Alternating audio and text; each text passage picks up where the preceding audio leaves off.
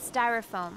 We come across it every day, either in product packages or in the shipping industry. It's everywhere. Styrofoam is clogging up landfills, and once it's there, it lasts 500 years. Foam Only in Coquitlam looks to tackle this problem. It was created by Mark Obazinski and his partner Noel Massey. The idea came to Obazinski after speaking with a landfill operator who said they were overwhelmed with styrofoam. With more research, Mark realized the problem was bigger than he could have ever imagined. We use about 800,000 cubic meters a year. So that in visual perspective is BC Place full every 3 years statistically. That's just in Vancouver. The styrofoam is delivered to this warehouse where it's sorted. After the holidays this year, this entire building was full past the windows.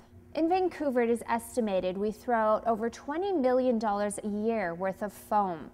This includes meat packaging, egg cartons, and electronics packaging, just to name a few.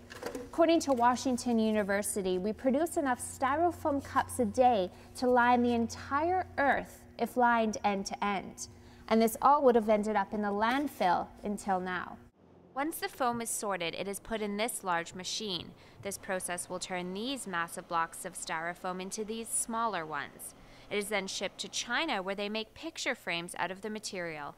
Foam Only is the only company in the Lower Mainland that can process industrial-sized styrofoam. There's a reason why we're orange. What our vision is to create a new orange bin so people get aware of foam goes in the orange bin. If you give people the opportunity, statistically you will get participation. Foam Only is not able to take residential foam drop-offs, but those interested in recycling can visit their website for a list of private haulers. Jennifer Ferguson in Coquitlam for BCIT Magazine.